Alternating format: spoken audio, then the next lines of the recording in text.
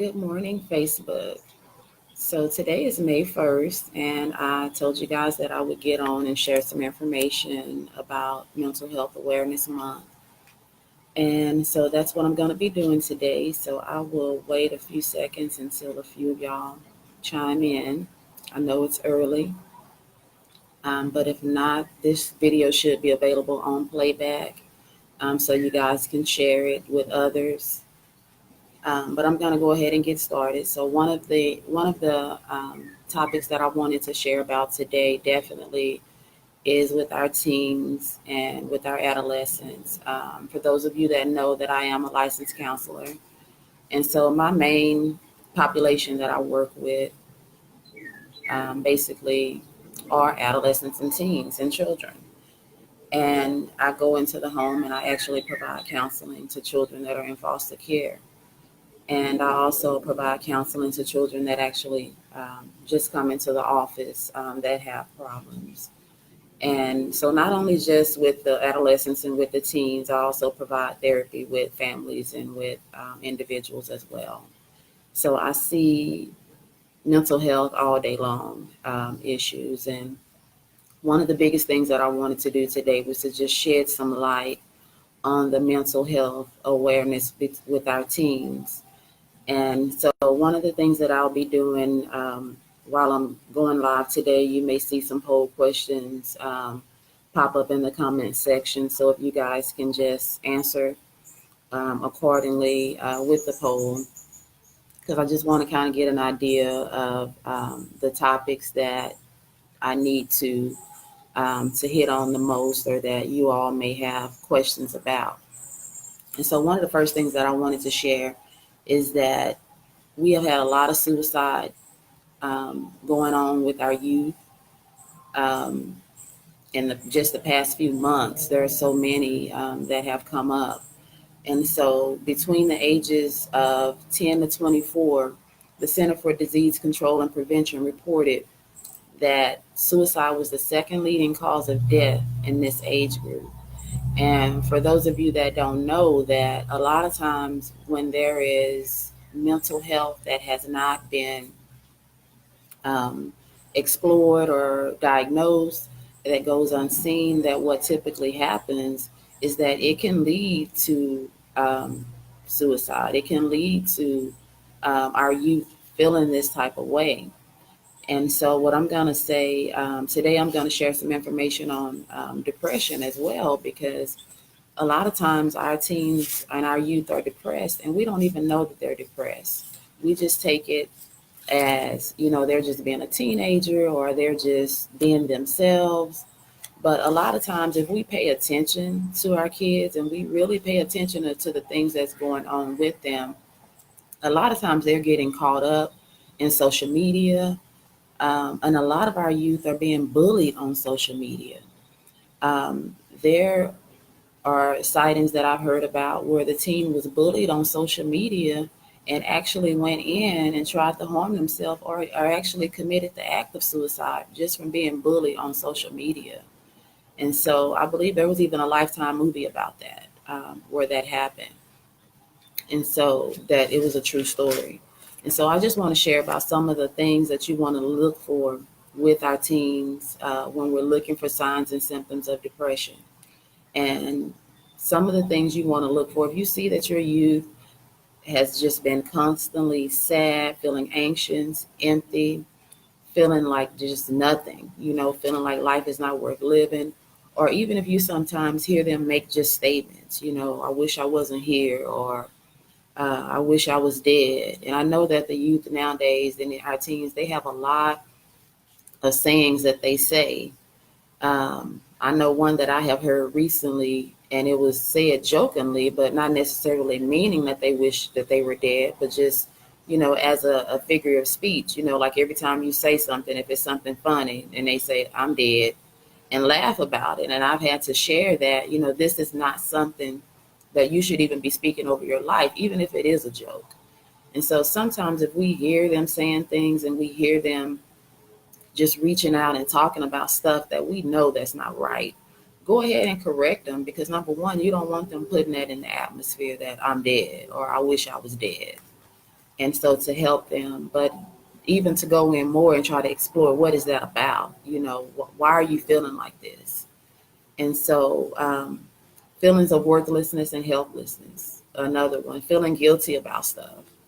And sometimes we'll never know these things because they won't talk to. They won't talk to the parents about a lot of these things. And so you want to make sure that you realize or that you know and make sure that your children have somebody that they feel comfortable with that they can actually go in and speak to on different topics. Um, Sleeping habits changing, sleeping all day, staying up all night, which I know that that's something that our teens do. But a lot of times these things can be signs of depression. So don't just assume that this is just something that they do just because they're sleeping all day and you know your child. These can be signs of depressions as well. Always feeling tired. If they come home from school and the first thing they want to do is crash, well, we know that that's normal because that's what teens do. But sometimes if they have a lot of these other symptoms going along with it, this could be symptoms of them being bullied at school, being bullied on social media, needing someone to talk to, or even just feeling helpless. And so just make sure that you are aware of what's going on with them at the same time. Um, Sometimes depression, another symptom can be having aches and pains, headaches, cramps, stomach problems, but they're not really being a cause of why they're having these problems. So all of those things as well can be signs of depression. And of course, the one that I've already hit on, and that's suicide. If they're having thoughts of harming themselves, thoughts of dying, and a lot of those things. So you want to make sure that if your children are sharing these things with you, that you are able to provide for them what they need. And if you feel like you cannot provide them what they need, then it's always important that you go and reach the help that they need. And I'm going to share with you some of the treatments of depression. Some of the treatments for depression, and this is not just for youth, this is for adults as well, is psychotherapy, which is counseling, which they call talk therapy. And that's just one-on-one therapy with the counselor where you're talking and about your emotions, your problem, or the situations or whatever you have going on. And then there is the psychotropic medication. And of course, that's the one that people really don't like putting their kids on, don't want them on medication. But my thoughts to you today on that subject is if the medication is going to help them through whatever it is that they're going through, and again, the medication is always partnered with the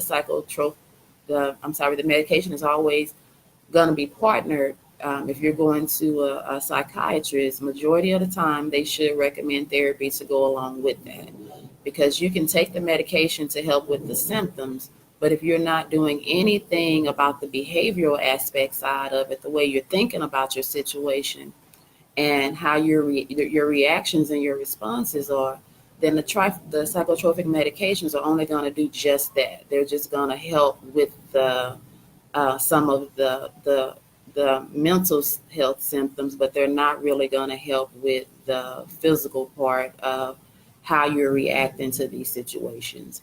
So that's where the therapy comes in, where you have somebody you can talk to about your problems. And definitely we want that for our children and for our youth, that they have somebody that they can talk to. And that is going to be so important.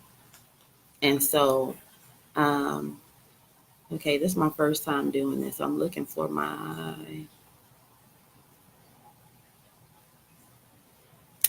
polls, but I will post them on here as well. But I want to share with you that if you have youth or even for yourself that may need help like right away, there are some 800 numbers that you can reach out to. There is the National Suicide Prevention Lifeline at 1-800-273-TALK. That's 1-800-273, and TALK is 8255. There's also the crisis text line that you can share with your youth. And that one is you text HOME, HOME, to 741-741. And there's a trained counselor, crisis counselor, that will actually respond to you with support and information over text message. So I know that social media and the phones and all of that stuff is so important right now. So if you have a youth that is in need of help, give this information to them. Even if you just send it to them in a text message and say, hey, I know you may feel like you can't talk to me, but if you need someone to talk to, text this just text home to this number, 741-741. And if you need help, somebody is there to help you. Um, and also, we don't want to forget that we have a lot of churches that have created counseling programs for the youth. So there are a lot of churches that have created counseling programs for the youth.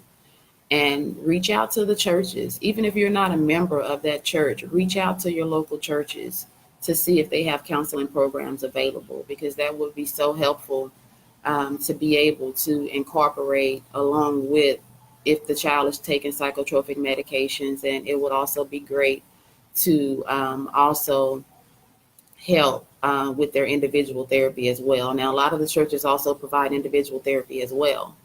So reach out to those. And again, if you feel that even if you are online, sometimes when we're online and we see different people posting different things, and you wonder, like that don't sound right. If you feel like that person is suicidal, or if they're having issues and things that are going on in their life, one of the things that you want to be able to do is you want to be able to immediately at that moment see if there's a need and what you can do to help. Hello, Renetta and Michelle. Thank y'all for joining me. Love y'all. And so definitely Facebook. Facebook, if y'all don't know it or not, Facebook has a suicide prevention. They have steps and protocols that they take when people are live on Facebook doing these things. So if you go to Facebook and hi, Sharonda. If you go to Facebook and you actually go on there and you look and you see there's a help that you can click on. And if you type in suicide, it will give you all of the steps that you should do if you see that somebody's on Facebook and they appear to be suicidal or having some mental health problems. Instagram as well. If you go on Instagram and click help and type in suicide, the same thing there. Snapchat, which that's the one that most of our kids are on, same thing. If you go on Snapchat and you type in suicide and help, there are resources there, because all of these websites have protocols for our youth and for the adults as well, because they don't want to get caught up in the midst of something where people are doing things and using their sites to do it, which it's being done everywhere. But a lot of people don't realize that there are protocols that you can use to go through to use for this. So again, remember guys, that May is Mental Health Awareness Month. So I will be kicking in, going live, sharing different things with you. I believe it's May the 9th. A colleague of mine, she's in Georgia, and she's actually going to be visiting an adolescent symposium that's going to be taking place at the Georgia Capitol. So the plan is for her to go live with me and share about what's going on there, because again, it's not just happening here where we are in Texas, it's happening all over the world. And so our youth are so near and dear to us, because that's our next generation, and we need to make sure that they are being cared for mentally. And a lot of times there aren't two-parent households. A lot of times there's not the mother and the father in the household, and there are a lot of single parents that are having to raise their children. And with this being said, that takes another toll on our kids, because they don't have that one that father figure or the mother figure, because it's not just fathers nowadays, it's the mothers that are backing out on the families. And so a lot of times our children don't have what they need, and they may not be able to find that in the schools. They may not be in church to be able to get it there, because they're not going to church. And so we need to make sure that we have the support in place for our kids when they're going through things mentally and emotionally, and make sure that those things are in place. And so this is, like I said, a dear topic to me, because I work with children daily, and I know that they are struggling. I know that they are suffering because they don't have what they need in place. And if you could just take the time out today and sit down and have a talk with your teen, or even your adolescent child, just sit down and talk to them about how their day is going, and it may just be just opening up just by you asking that question. Because a lot of times I know when I go see my kids for my counseling sessions, the first thing I ask them was, how was your day? And they say good. And they think that's going to get by with me, but it's not, because I want to know more. And so if they say good, take that as an opportunity that they want you to ask them more questions, because a lot of times they may just say good because they don't know what else to say, but they may have had a terrible day that day, and you may not know what have happened. But if you don't take it further and ask more, then they're not going to say nothing unless you have built that type of relationship with them. So I'm just saying that it's so important to build that relationship. Use that good when they say good as an opportunity to take it to the next level and ask them, okay, good. What happened that was good today? If they say bad, what happened that was bad today? Let's talk about it. Get into interaction with them and communicate on that level so that they will be willing and wanting to share more with you so that you can know what's going on with them. With this social media, monitor it. If you have access to be able to monitor it, if you don't, if you need to know, type a message in here, and I will do the research and find out and bring that information to you as well. And I think I might just do that anyway on different ways you can monitor their social media. But definitely you want to make sure that you have the proper protocols in place to know more about what's going on with your children. And so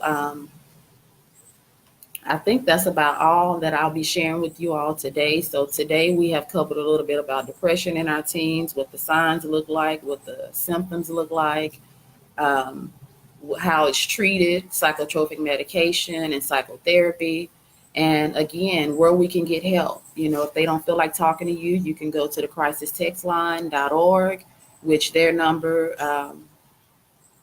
actually, if you're texting, you just text the word home, HOMTE, and you're going to text that to 741-741. Text home to 741-741. And that's something that the kids can use, adults as well. I mean, if you're in a crisis and you need somebody to talk to and it's 3 o'clock in the morning, type it. And they're open 7 days a week, 24 hours a day.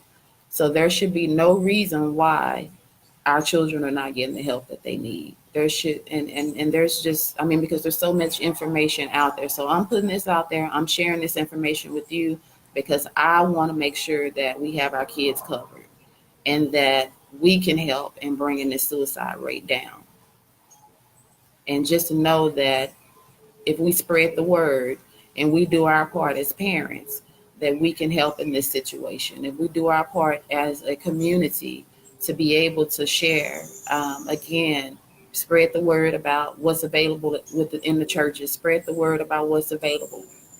And so if you are a part of a church and you know that your church offers counseling and you know that other community resources that you are involved with, please put down in the comments to be able to help someone. And if you have any personal questions, just inbox me and I can try to route you to available resources that I'm aware of as well. And so again, please share this video and let's do what we can in spreading the word and helping individuals that suffer from mental health. And again, this message was sent out for our youth and adolescents. So thank you guys for watching, and you all have a blessed day.